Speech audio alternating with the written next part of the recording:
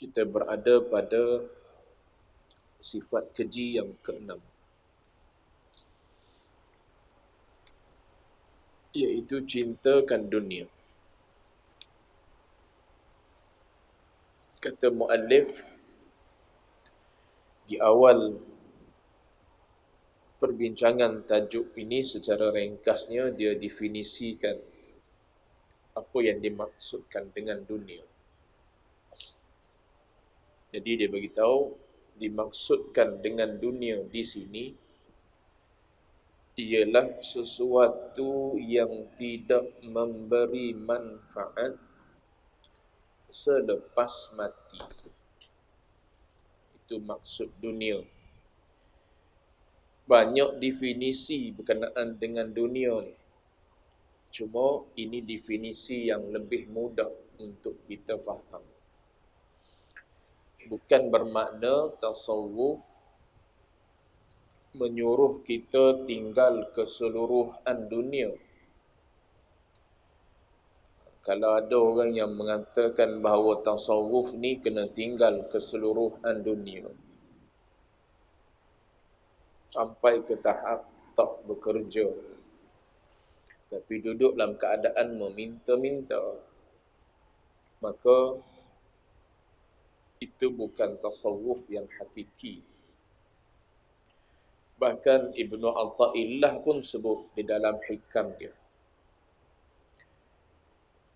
bila mana Allah Ta'ala meletakkan kamu dalam keadaan perlu berusaha, perlu mengambil asbab untuk kamu mendapatkan sesuatu di dunia ini, maka jangan pula kamu memilih untuk meletakkan diri di kedudukan tajrid. Itu teguran daripada Ibnu Athaillah. Saat Allah Ta'ala meletakkan kita dalam kondisi perlu berikhtiar dan berusaha untuk mendapatkan sesuatu, maka kita tak boleh nak memilih untuk meletakkan diri kita di maqam tajrid. Maknanya maqam yang tak memerlukan kepada usaha. Allah Ta'ala yang akan mendatangkan kepada seseorang itu. Kerana itu termasuk dalam habuan hawa nafsu. Jadi saya nak sebutnya ialah tasawuf bukan menolak keseluruhan dunia. Dunia yang macam mana yang dimaksudkan oleh tasawuf, yang menjadi dunia yang dicela. Jadi dia definisikan di sini secara mudahnya, dunia yang tidak memberi manfaat selepas daripada matinya kita. Itu kita panggil dunia. Andai yang kita cinta itu dunia yang tak memberi manfaat selepas daripada mati, yang tu celah. Tapi kalau dunia juga tapi memberi manfaat lepas daripada kita mati, maka yang tu dunia lah. Tapi dunia yang tidak dicela, dunia yang dipuji. Cuma itu dinamakan akhirat lah. Walaupun kita buatnya di dunia, tapi sebab dia memberi manfaat kepada kita selepas daripada mati, maka dipanggil akhirat perbuatan tersebut, amal tersebut. Contoh, macam kita menuntut ilmu. Kita duk ngaji ni, kita duk belajar, duk bertalaqi. Kita mengaji ni atas dunia lah. Sebab kita ni makhluk yang Allah Ta'ala jadi untuk hidup di dunia. Buat apa-apa pun di dunia. Jadi salah satu daripada benda yang kita buat ialah kita mengaji. Kita menuntut ilmu. Kita talaqi. Kita pergi mendengar orang mengajar. Maka zahirnya dia adalah dunia lah. Tapi ilmu yang kita tuntut tu memberi manfaat tak selepas daripada kita mati. Bagi manfaat sebab apa? Ilmu agama. Ilmu baiki amal ibadat contohnya. Ilmu yang bawa kita makin kenal pencipta kita. Yang tu walaupun kita duduk menuntut tu di dunia, keluar daripada rumah, naik motor, naik kereta, dunia lah tu semua tu. Tapi walaupun dunia, dia dikira sebagai akhirat. Boleh pahala, menguntungkan selepas daripada mati, yang tu menguntungkan kita. Kita mengaji satu ilmu, mengenal Allah, kenal sifat-sifat Allah. Maka menguntungkan sebab apa? Masuk saja dalam kubur, yang itulah yang ditanya. Siapa Tuhanmu? Kita duk ngaji dah atas dunia berkenaan dengan sifat wajib bagi Allah, sifat mustahil bagi Allah, sifat harus bagi Allah. Kita masuk dalam kubur, dia tanya lalu. Malaikat mari tanya kita, Man Rabbuk? Siapa Tuhanmu? Boleh jawab kita. Maka ilmu yang kita belajar tu, pejam saja mata kita mati, menguntungkan kita. Walaupun duk ngaji tu atas dunia, nama dia akhirat. Faham kita? Contoh. Tapi kalau kita mengaji ilmu agama juga, contoh, ilmu agama juga kita ngaji ni. Ilmu nak baiki amal ibadat, ilmu fiqh kita panggil. Ilmu mengenal Allah Ta'ala juga, ilmu tauhid kita panggil. Tapi dalam kita duk mengaji tu, tujuan kita mengaji nak suruh orang kata kita ni orang berilmu. Nak suruh orang kata kita ni orang yang alim. Ataupun tujuan kita nak bermegah-megah dengan ilmu. Nak menunjuk-nunjuk keilmuan kita. Nak berhujah, nak berdebat dengan para ulama. Tu zahir tu. Ilmu apa yang duk mengaji tu? Ilmu agama. Patutnya ilmu agama ni menguntungkan akhirat lah banding dengan ilmu yang betul-betul duniawi kan. Ilmu perniagaan, ilmu bisnes, ilmu matematik, yang tu betul-betul keduniaan lah tu. Ni kita duk mengaji ilmu Quran, belajar tajwid dan sebagainya lah. Tapi sebab tujuan kita mengaji tu tidak khalis dipanggil. Tidak bersih, tidak cuci niat kita, maka pejam mata tak jadi kebajikan. Yang tu walaupun zahir duk ngaji ilmu agama tu, tapi disebabkan oleh niat tak comel, niat tak ikhlas saya sebut tadi, maka dia tak jadi akhirat, dia jadi dunia. Boleh faham kita? Jadi mudah definisi yang dia bagi ni. Apa-apa saja yang tidak memberi manfaat selepas daripada mati, maknanya yang tu dunia yang dicela. Mafhum mukhalafah dia, mafhum sebalik, akhirat ni tiap-tiap yang memberi manfaat kepada kita kemudian daripada mati. Tu kita faham mukhalafah kita. Mafhum sebalik dia panggil. Kalau dia kata dunia yang tak memberi manfaat lepas daripada mati, maknanya kita faham sebaliknya ialah akhirat tu ialah apa-apa yang menguntungkan kita selepas daripada mati.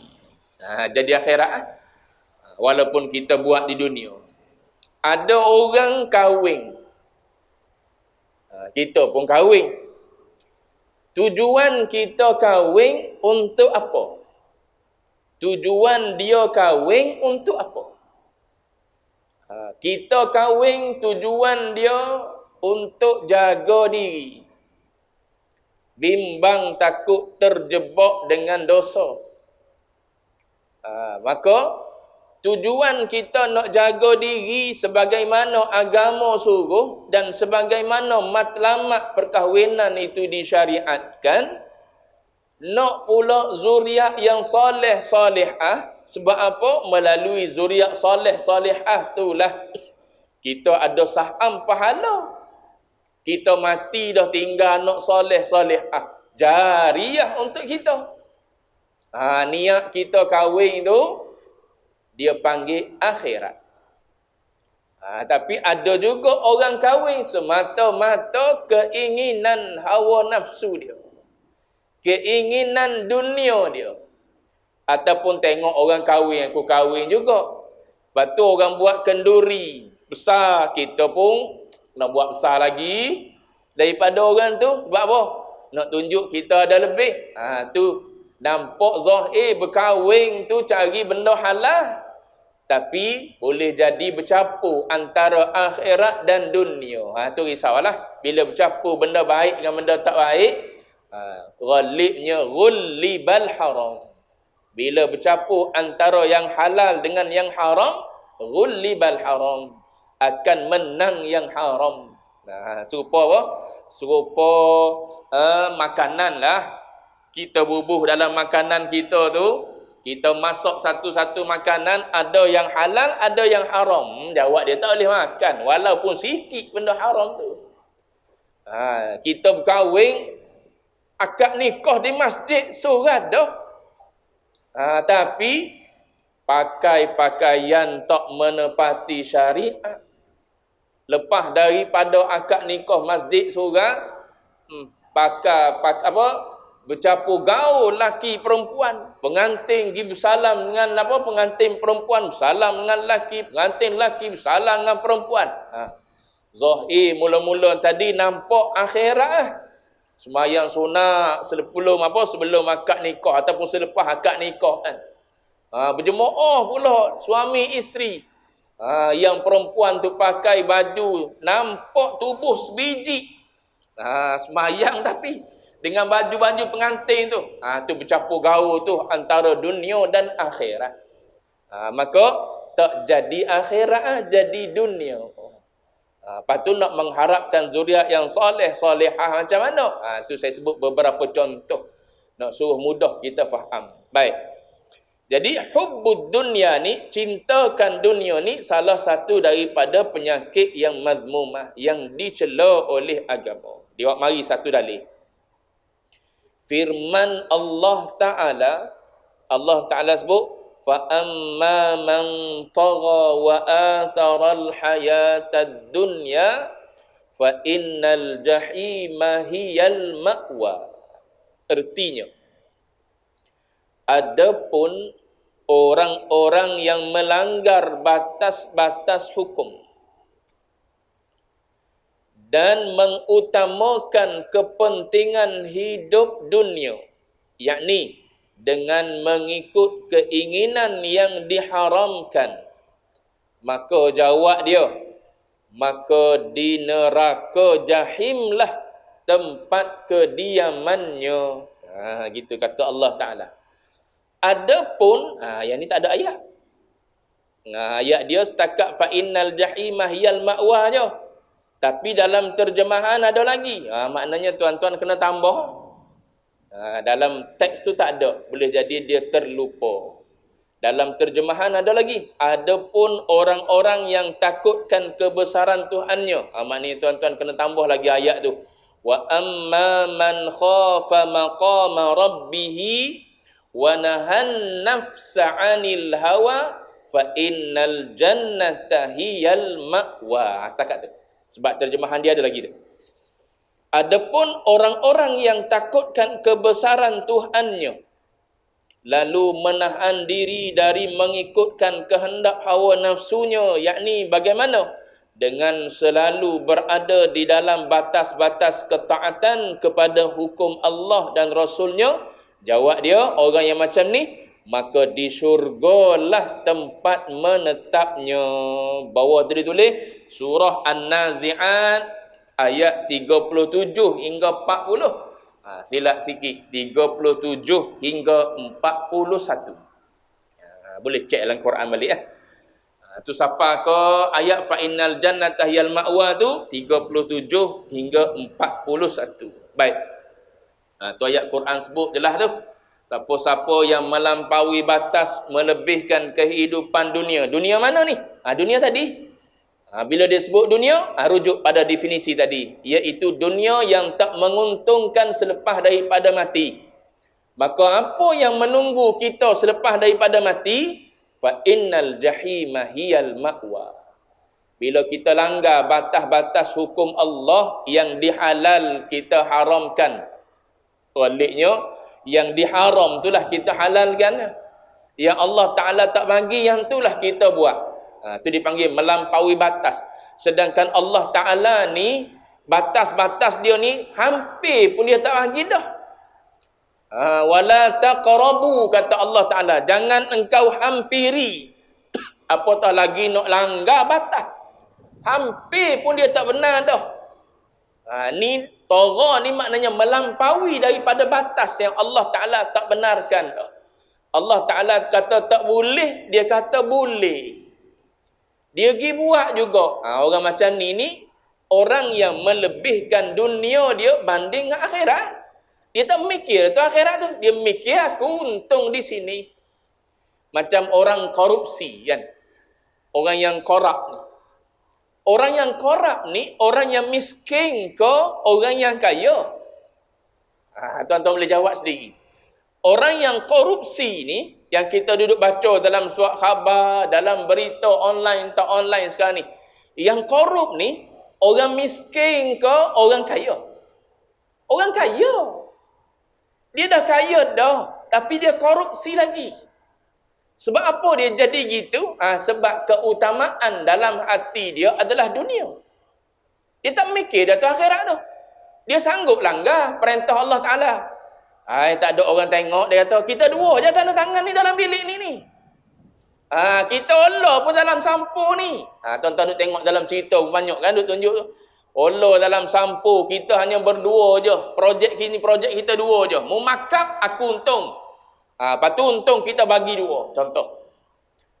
Maka orang yang ada dunia dalam diri dia, pasti dia akan tolak akhirat dia. Dia akan lebihkan dunia dia tanpa memikirkan dah akhirat dia. Sebab tu Nabi sebut dalam hadis, man kanat ad-dunya hammuh. Nabi kata siapa-siapa yang dunia itu adalah hammahu. Ham ni maknanya hemah dia. Keinginan dia, target dia adalah dunia. Maka Nabi kata, farraqallah qalbahu. Nabi kata, Allah Ta'ala akan farraqallahu alaihi amrah. Allah Ta'ala akan cerai-beraikan, pecah-pecahkan segala urusan dia. Tak percaya tengok. Kita nak mari semayang, kalau ada hubud dunia dalam hati, hubud dunia tu duk ganggu semayang. Tu Allah Ta'ala sebut dah. Siapa-siapa yang dunia, Nabi sebut, siapa-siapa dunia jadi keinginan dia, target dia, maka dia duduk dalam ibadat pun masih lagi kacau bilau hati dia.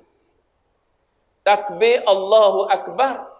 Masuk dalam takbir, mulut je duduk ucap Allahu Akbar kabira, mulut je duduk lafaz Fatihah, mulut je duduk baca, hati duduk mikir dunia. Tu dia kacau. Dalam teks lain, hadis lain, dalam matan lain Nabi sebut syattatallah. Allah Ta'ala akan pecah-pecahkan hati dia. Dia tak jadi fokus. Sebab apa? Sebab target dia dunia. Kalau dia buat apa-apa pun dunia. Dia dengar orang kata fadilat baca surah Al-Waqi'ah ni murah rezeki. Baca dia. Sebab apa? Murah rezeki. Rezeki ni bagi dia duniawi semata-mata. Yang fadilat lain lagi, baca surah Waqi'ah, fadilat lain yang berbentuk ukhrawi. Tak berapa nak mana. Kalau orang sebut ada fadilat ukhrawi semata-mata, tak ada keinginan nak amal pun. Tapi bila orang bagi tahu baca sekian-sekian, amal zikir sekian-sekian, murah rezeki. Jawab dia yang tu, jawab dia. Amal, tu hati jadi gitu. Bahkan kata Nabi, Allah Ta'ala akan letak di depan mata dia kefakiran. Depan mata mana duduk sini, duduk di depan otak. Otak depan sekali, fakir. Walaupun dia kaya. Depan mata dia, baina yadaihi faqra. Depan mata dia adalah kefakiran. Walaupun dia kaya. Tu saya sebut contoh tadi tu. Yang korupsi ni, yang kaya ke yang miskin? Yang kaya. Yang dia boleh projek besar-besar tu, yang korup tu. Lepas tu fakir ke dia? Kita tengok pada zahir tak fakir lah dia. Tapi hati dia fakir, kata Nabi. Kita pula yang tak ada harta ni berasa cukup dengan apa yang ada. Tu maknanya dalam hati orang yang mengaji ilmu tasawuf tak ada dunia. Bila tak ada dunia, apa ham dia? Apa hemah dia? Apa keinginan dia? Akhirat. Bila keinginan akhirat, Nabi kata Allah Ta'ala akan jadikan wa ja'ala ghinahu fi qalbi. Allah Ta'ala akan jadikan hati orang yang meletakkan akhirat keutamaan kaya. Bila kaya cukup. Ada sikit cara sikit, ada banyak cara banyak. Tu orang yang Allah Ta'ala kayakan hati. Bahkan orang yang kaya hati, dalam keadaan dia boleh tak banyak dunia pun, dia boleh memberi manfaat kepada orang lain lagi. Adapun orang yang dunianya lebih banyak tapi fakir hati, orang sekeliling tak boleh nak tumpang. Tu benda duk berlaku. Kita tengok diri masing-masing ya, tak payah tengok orang. Kita ngaji tasawuf nak baiki kita ya. Nak baiki diri kita. Kita duduk di mana? Hemah duniakah kita ataupun hemah akhirat? Maka kalau dalam hati kita target dunia, maka berkecamuklah syatatan ni, berkecamuklah hati kita. Hatta dalam keadaan kita nak buat amal ibadat pun dia mari gangguan lagi. Nak bubuh duit RM10, dia duk mari ganggu lagi. Tengok aku bagi RM10, mu bagi yang biru, aku bagi yang merah. Dia mari ganggu lagi. Padahal biru dengan merah tak jadi nilai di sisi Allah Ta'ala. Yang jadi nilai, dia tengok hatimu yang biru lebih ikhlas banding dengan hatimu yang merah. Situ tilik Allah Ta'ala kan. Tuan-tuan duk baca dalam hadis tu. Tepat tilik Allah Ta'ala adalah di hati, bukan tengok pada zahir. Mu bagi not warna purple sekalipun, tapi dalam hati duk harap orang puji, dia bagi duit shilling 10 sen. Besar dia banding dengan not purple tu. Tapi kalau kita purple dengan ikhlas, dia shilling dengan ikhlas. Lebih kita. Nak gitu. Hati itu yang dipandang, yang ditilik oleh Allah Ta'ala. Baik. Itu apa? Itu kejahatan cintakan dunia. Menyebabkan apa? Rosak amal ibadat kita. Baik, habis satu ayat. Sabda Nabi sallallahu alaihi wasallam. Dalam satu hadis, ada ulama kata hadis ni Nabi cerita perkataan Nabi Isa alaihi salam. Baik. Apa Nabi kata? Hubbud dunya ra'su kulli khati'atin. Cantik Nabi sebut. Nabi kata cintakan dunia ataupun kasihkan dunia itu kepala. Apa makna kepala? Punca. Punca. Punca segala kejahatan. Tengok Nabi sebut. Cantik, ringkas ya. Sebab tu Nabi ni diutuskan oleh Allah Ta'ala bijawami'il kalim. Nabi kata, bu'ithtu bijawami'il kalim. Aku diutuskan oleh Allah Ta'ala, percakapan aku berbentuk jawami'. Berbentuk jawami' ni maksudnya apa? Pendek tapi luas dari sudut makna dia. Contoh hadis sahabat kecil, sahabat muda, sahabat yang bertaraf kanak-kanak, sedih bila burung peliharaan dia mati. Nabi pergi hiburkan anak kecil ni, sahabat yang muda beliau ni. Nabi kata, ya Aba Umair, ma fa'alan nughair. Pendek Nabi kecek. Wahai Aba Umair, apa yang berlaku pada burung kamu tu? Nabi tanya tu lah. Ulama fiqh istinbat keluar berpuluh-puluh hukum. Daripada situ. Tu jawami' kalim. Nabi kecek pendek ni. 5 patah. Kalau kita bilang situ 5 patah. Hubbud dunya ra'su kulli khati'ah. Ulama hurai keluar panjang lebar ni bab cintakan dunia. Imam Ghazali di sisi dia bagi 3. Dia bagi 3. Apa Imam Ghazali bagi? Dia kata, satu, dunia ni yang mana mengiringi kamu sampai ke akhirat. Satu, dunia yang mengiringi kamu sampai ke akhirat. Wa tabqa ma'ak, dan dia duduk bersama dengan kamu. Kata Imam Ghazali, yang ni adalah dunia yang tak dicela sama sekali. Ambil sebanyak-banyaknya. Mana-mana dunia yang mengiringi kita lepas daripada mati, duduk sekali dengan kita lepas daripada mati, yang ni ambil sebanyak-banyaknya. Walaupun dia dunia, dia adalah akhirat pada hakikatnya. Contoh dia apa? Imam Ghazali bagi ilmu. Yang kedua, amal. Imam Ghazali bagi tahu, satu ilmu, dua amal. Ilmu Imam Ghazali pecah lagi. Satu, ilmu billah, ilmu kenal pencipta. Saya sebut dah tadi, masuk je tanya selalu pencipta. Tiba-tiba kita duduk atas dunia, tak pernah ngaji bab tuan dunia. Tu dalam Usuluddin tu dah bahas belaka tu. Gi sekali dengar orang ngajar Usuluddin, payah nak faham . Memanglah, dia buat marilah benda-benda gitu dalam diri kita payah faham. Sebab apa? Dia tak bagilah kita ngaji. Sebab apa? Mengaji, mengenal Tuhan ni, makin kita kenal Tuhan, makin kita kenal diri kita. Makin kita kenal Tuhan, makin kita kenal diri kita. Lepas tu tujuan kita mari sini, nak kenal Khalik lah, nak kenal Allah Ta'ala. Balik nanti dia tanya balik, aku ni siapa? Di alam arwah dulu jawab dah, aku ni Tuhan, mu tu hamba. Mari ke dunia, kita jadi Tuhan. Allah Ta'ala seolah-olah jadi hamba kita. Balik ke akhirat, aku tanya balik, aku siapa? Jadi ilmu yang pertama, ilmu bawa kita kenal siapa Allah Ta'ala. Bawa kita mengenal siapa Khalik itu. Itu ilmu yang paling mulia sekali. Sebab tujuan kita untuk mengenal Allah Ta'ala. Bila kenal Allah Ta'ala, baru dia mari samarah dia. Samarah kenal tu, beribadat, junjung perintah Allah Ta'ala. Selagi tak kenal, tu duk mukhalafah tu. Duk berasa Allah Ta'ala ni benda ada tak ada. Bila benda ada tak ada, saat ada, saat berasa ada, buat. Saat berasa tak ada, tak buat. Kalau hati berasa tak ada, tiap-tiap masa tak buat, tiap-tiap masa. Tunggu ada orang tengok. Ada orang tengok tak buat, ada orang tengok buat. Tu kerana orang lah, bukan kerana Allah Ta'ala. Tu punah jiwa kita. Tu nak sebutnya. Yang pertama kata Imam Ghazali, ilmu apa yang mu kena belajar? Ilmu billah.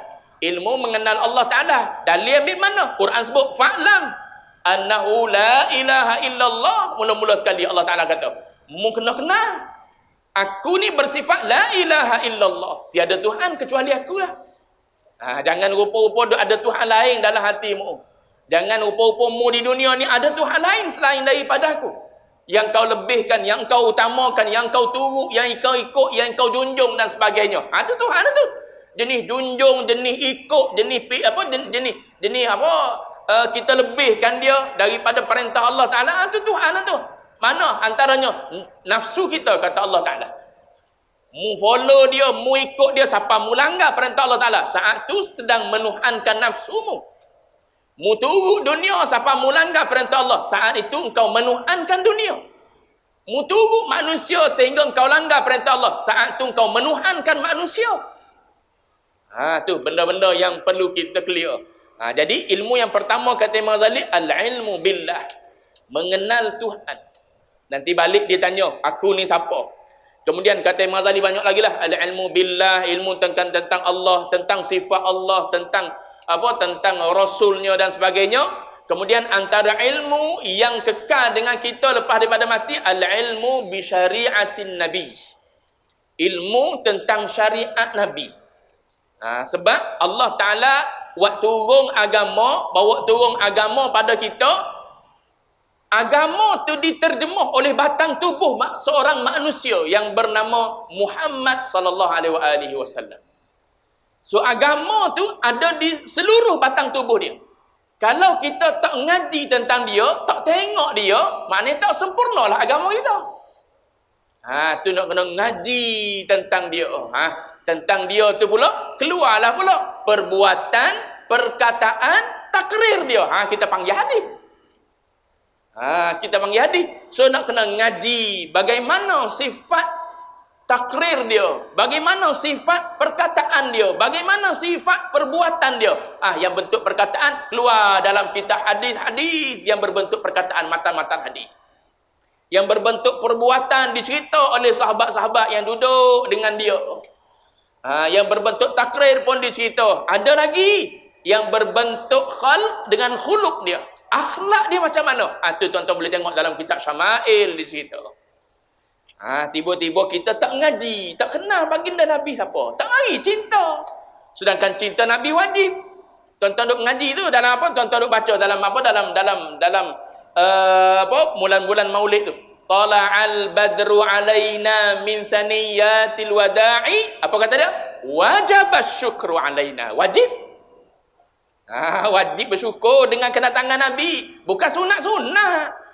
Jalan nak menzahirkan cinta itulah ulama kata kena buat maulid. Jalan nak suruh ada rasa bersyukur dan terima kasih pada Nabi. Supaya sampai ke tahap kita rasa wajib. Maka jalannya ialah mengadakan majlis-majlis memperingati Rasulullah, cerita tentang Rasulullah. Itu nak suruh sampai kepada tahap berasa wajib mengenal baginda Nabi. Kalau tidak berasa remeh Nabi ni.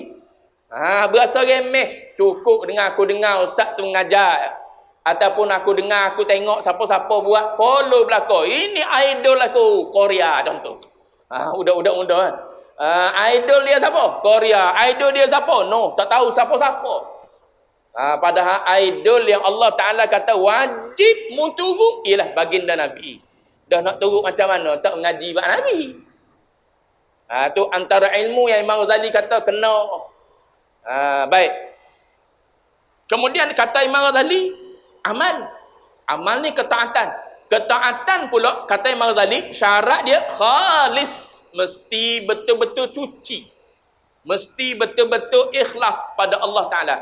Yang ni ilmu diiringi dengan ikhlas, amal diiringi dengan ikhlas. Yang ni tunggu kita pergi sekali masuk dalam kubur. Turut kita duduk sekali dengan kita ketika kita berada di alam barzakh. Yang ni kata Imam Ghazali, dunia, tapi dunia yang mahmudah, dunia yang dipuji oleh Allah Ta'ala. Ni cari sebanyak-banyaknya. Buat amal ibadat sebanyak-banyaknya. Lepas tu baiki keikhlasan. Andai kita belum ikhlas lagi baik. Kalau ilmu, ngaji ilmu yang fardu ain, pastikan dulu ilmu fardu ain dah. Dah habis semua sekali dah. Baru pergi kepada ilmu fardu kifayah. Dah habis dah ilmu fardu ain, baru pindah kepada ilmu fardu kifayah. Kalau yang fardu ain tak lepas lagi, fardu ain dulu. Tak ada orang ngajar ilmu fardu ain, minta ustaz tolong ngajar fardu ain. Sebab apa? Sini ni rata-rata tak pandai lagi fardu ain ni. Ustaz tu kena ngajarlah ilmu fardu ain. Bukan apa? Bukan ikut suka jom mengajar ni. Kita tolong orang mengajar ni, tolong orang mendengar untuk memastikan tuntutan fardu ain gugur. Tu tujuan orang mengajar. Nak bantu orang yang mendengar yang masih belum gugur tuntutan fardu ain, gugur tuntutan fardu ain dia. Besar tak pahala? Besarlah pahala dia. Dia tolong menyampaikan kepada kita ilmu sehingga tak ada hilang tuntutan fardu ain. Maknanya kalau kita mati tak bersalah dah kita dalam bab tuntut ilmu. Sebab ngaji dah, usuluddin ngaji, fiqh ngaji, yang berkait sikit sebanyak dengan kita, tasawuf ngaji, baki lagi beramal ke tidak pula. Isu lain pula. Ngaji selesai dah. Bab ngaji. Ni dak kita terkam ilmu fardu kifayah dulu. Ngaji ilmu apa? Ilmu perubatan Islam. Contoh yang tuan-tuan ni, contoh. Sebab kita tuan-tuan marah pula. Ngaji ilmu perubatan Islam. Pakat nak jadi perawat pula. Sebab apa? Dia kata kalau jadi perawat ni, dia kata boleh buat duit dia tau. Walaupun kita tak minta duit. Contoh ni tuan-tuan, contoh. Kita tak minta duit, kita kata ikutlah nak bagi berapa. Orang tak bagi sikit-sikit, orang letak banyak. Apatah lagi setiap orang mari sembuh. Setiap orang mari sembuh. Lagilah. Buat viral pula, TikTok pula. Lagi banyak dapat dia tu. Kita ngaji ilmu apa? Ilmu perubatan Islam. Ilmu perubatan Islam tidak fardu ain, fardu kifayah. Kalau tak ada, kena ada. Supaya doktor. Ilmu perubatan Islam ni supaya doktor dah. Doktor hospital. Kalau tak ada seorang ngambil ilmu perubatan, dosa. Ada doktor di hospital, kita tak payahlah jadi doktor pun tak apa. Kita jadi apa? Jadilah apa-apa pun.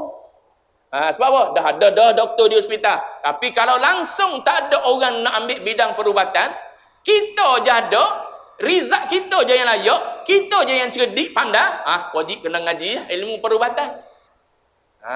Gitu. Itu ilmu fardu ain, fardu kifayah.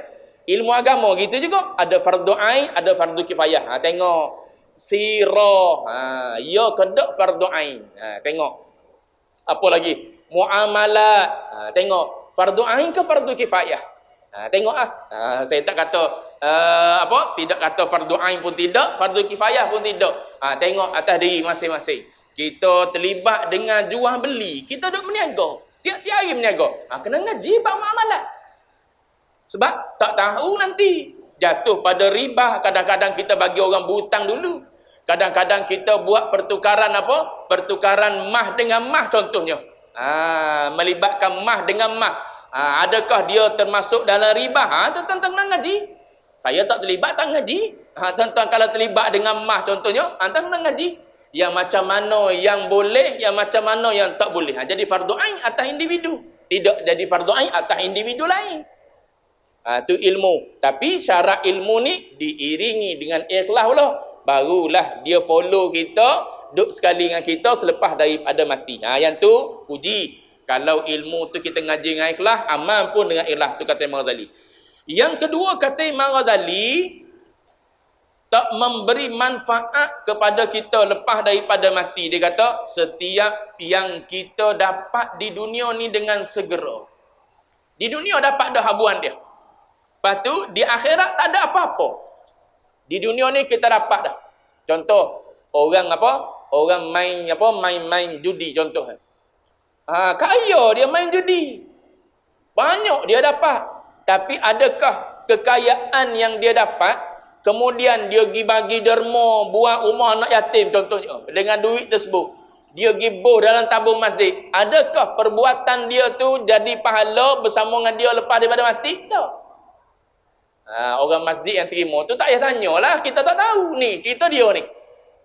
Dia tu, perbuatan dia tu, walaupun nampak dia boleh banyak duit, kemudian dia salur ke rumah anak yatim, bantu orang ni, bantu orang tu dan sebagainya. Adakah perbuatan dia tu dikira pahala? Mati dia ikut amal dengan dia sekali masuk dalam kubur? Tak. Dosa tu. Dapat dia di dunia, segera dia dapat. Tapi tak menguntungkan apa-apa pun pada dia selepas daripada mati. Yang tu dunia, kata Imam Ghazali, dunia yang dicela. Apa lagi contoh Imam Ghazali bagi tahu? Taladzuz bil ma'asi, berlazat-lazat dengan maksiat. Ada bini dah pergi cari pula gundik contoh. Pergi cari pula kaki zina. Perempuan-perempuan zina. Maka dia dapat tak kelazatan? Dapat. Segera tu dia dapat tu. Di dunia dia dapat dah.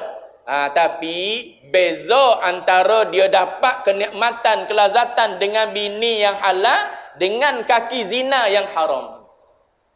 Yang ni menguntung selepas daripada mati dengan bini.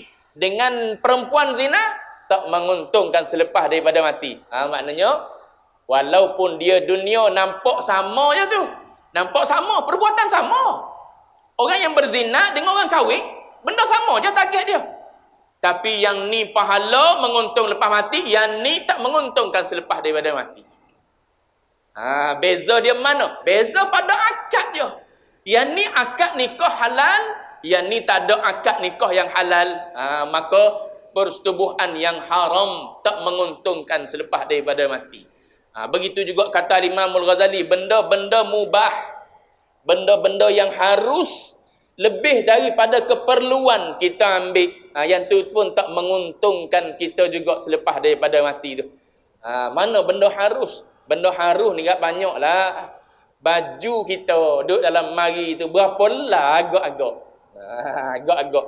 Baju dalam mari. Yang kita pakai siang, yang kita pakai nak mari masjid, yang kita pakai untuk di rumah dan sebagainya. Berapa lah dah? Katakanlah ada 20 lai. Itu benda harus tu. Sebab kita beli dengan duit yang halal. Duit kita kerja. Kita bukan curi duit. Kita beli.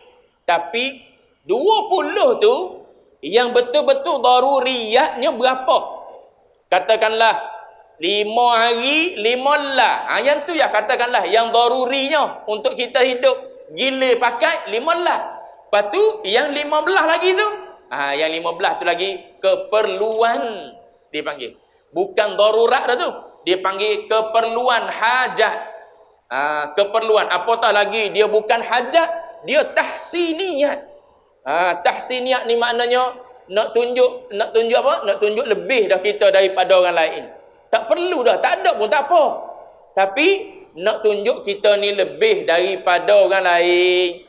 Yang tu kata Imam Ghazali tak menguntungkan dah kamu selepas daripada mati. Maknanya lebih baik engkau tinggal. Ramai kau orang tak ada baju. Bagi pada orang yang perlu kepada baju. Gitu. Baik. Yang ketiga kata Imam Al-Ghazali duduk tengah-tengah antara dua tu. Menguntungkan dunia, tidak menguntungkan menguntungkan akhirat dan tidak menguntungkan akhirat. Benda yang kita dapat segera di dunia. Apa? Contoh dia, makanan dia bagi tahu. Makanan ni qadar mana yang perlu kita makan. Qadar niya, sepinggan kita orang bekerja bukan buat kerja berat pun. Contohnya, kita bukan buat kerja berat. Kita buat kerja biasa-biasa. Sepinggan cukup dah kita. Tapi bukan sepinggan sehari kita makan. Lebih daripada sepinggan. Pagi sepinggan, tengah hari sepinggan, malam sepinggan. Tu benda halal tu. Benda halal. Yang kita ambil atas tujuan untuk menjadikan tubuh kita sehat. Tak letih. Boleh keluar pergi cari rezeki halal. Boleh buat beribadat. Yang tu untung. Lepas daripada mati. Adapun sekadar nak berlazat-lazat, bersedap-sedap, yang tu tak menguntungkan selepas daripada mati. Gitu. Tengok. Kita ambil tu tujuan nak bersedap-sedap yang ni, ataupun ambil tu sebab nak jaga kesihatan. Kenapa ni ambil air banyak sangat ni? Sebab nak jaga kesihatan musim panas. Kalau sakit susah juga, susah pada orang ada sekeliling, susah kita nak beribadah, tak apa. Tapi kalau minum air tu, air ni macam jenis-jenis air, tu bersedap-sedap dah tu. Sumber halal, tak menguntungkan selepas daripada mati. Tu dia kata duduk antara dua. Ada yang untung, ada yang tak untung. Tengok mengaji dia tu pandai-pandai lah. Mu pilih yang mana yang menguntung, itulah yang kau ambil untuk akhiratmu. Gitu. Baik. Tu kata Imam Al-Ghazali selit daripada hadis baginda Nabi ni. Hubbud dunya ra'su kulli khati'atin. Kasihkan dunia itu kepala segala kejahatan. Bila sebut kepala segala kejahatan, yakni punca kepada segala kejahatan, tuan-tuan boleh pecah dua. Dunia pun ya, hubud dunia, dia merosakkan orang yang nak pada dunia. Akhirat pun ya juga. Orang yang nak pada akhirat boleh masuk lagi. Hubud dunia merosakkan amal akhirat itu. Kita duduk dalam semayang sebab hubud dunia boleh merosakkan apa? Boleh merosakkan amal ibadat itu. Antara dia apa? Riak. Nak kepada pujian manusia, salah satu daripada dunia tu. Apa yang manusia boleh bagi? Manusia tak boleh bagi apa-apa pun. Kita nak pada pujian dia, nak pada sebutan dia. Itu salah satu daripada bentuk dunia. Kita hub kepada kepada sebutan dia, kepada pujian dia. Itu dipanggil hubbud dunia. So ibadat boleh punah dengan sebab hubbud dunia. Dunia boleh punah dengan sebab hubbud dunia. Tak ingat langsung tentang ibadat. Sebab apa? Duk kejar dunia. Ada seorang hamba Allah. Segi kuliah subuh di satu masjid. Satu surau, lepas tu minum. Pergi minum. Sembang-sembang. Tengok tuan macam orang biasa. Pakai kain sarung, pakai kurta, pakai selipar Jepun, pakai kopiah. Gaya orang tabligh, gaya orang tabligh. Biasalah tuan-tuan tahu gaya orang tabligh. Rupa-rupanya bila duk sembang-sembang, dia pencit dah. Pencin Petronas. Specialist. Dia kata, ustaz, dulu kalau orang specialist ni kena mengaji di Switzerland. So tuan mengaji Switzerland dulu? Ya. Mengaji sampai ke sana. Dalam bidang apa? Bidang minyak ni, bahagian cari gali dia tu. Sempat di KLCC tu dia. Cuma pencin di situ lah. Nak beritahu, orang yang ada dunia dengan tak ada dunia. Kita kosong, tin kosong kita. Tapi gaya macam big boss. Gaya macam big boss. Dia orang ada benda dalam hati. Nak tunjuk apa? Kekayaan. Selamba gitu lah. Jalan macam orang biasa. Kita duk ingatkan kerja kapung ya. Naik motor kapcai. Rupa-rupanya orang berpendidikan tinggi. Tapi hati dia dididik oleh agama. Bila tak ada dunia, apa yang dunia boleh bagi untuk akhirat dia ambil. Apa yang dunia tak boleh bagi untuk akhirat dia, ala kadar lah. Sebab nak guna untuk setakat dunia ya. Bahkan dengan orang bijak lagi, apa-apa sahaja yang diambil daripada dunia, semua menguntungkan akhirat dia. Tu orang bijak menggunakan ilmu. Apa sahaja yang dia ambil di dunia ni, semua dia fikir. Untung tak akhirat. Boleh pahala tak akhirat. Yang tu yang nak. Kita duduk dalam keadaan mikir dunia yang kita ambil adalah dunia yang mengiringi kita selepas daripada mati. Baik, itu contoh. Kehidupan dan kesenangan, saya baca je, di dunia adalah sementara. Kehidupan dan kesenangan di akhirat adalah kekal. Dunia tempat berusaha bagi mencapai kebahagiaan di akhirat. Hadis Nabi kata, ad-dunya mazra'atul akhirah. Dunia adalah ladang akhirat. Keduniaan banyak daya penariknya. Sebab apa? Sebab ada depan mata. Akhirat kenapa tak menarik? Sebab tak ada depan mata. Walaupun ayat Quran duk cerita Allah syurga ni mala ainun ra'at. Ya matamu tak pernah nampak cantik dia.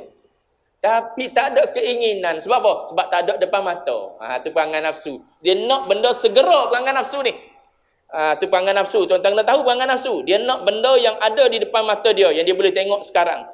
Tapi Allah Ta'ala buat gitu pula akhirat ni. Walaupun cantik macam mana pun, Allah Ta'ala tak tunjuk kepada apa? Kepada kita di dunia lagi. Kalau tidak, pakai amal ibadat lah kau. Itulah tujuan nak uji. Nak uji iman kita. Sesiapa yang lemah imannya akan terpikat dengan keindahannya, lalu mencintainya, menyintai dunia, maka lupalah dia kepada Allah dan kepada akhirat, yang semua orang kembali kepadanya, kepada akhirat. Maka dia kata, ditutup dengan doa, Ya Allah, jadikanlah kami orang yang menyintai Engkau dan berlumba mencari keredaan Engkau. Amin. Tu kita masuk dalam doa Fadilatul Syekh ataupun Timbalan Mufti Negeri Kelantan Darun Naim. Mudah-mudahan doa dia kabul, kita jadi orang yang dapat redha daripada Allah Ta'ala. Habis, cintakan dunia. Akan datang bab ujub, mazmumah yang ketujuh. Wallahu a'lam.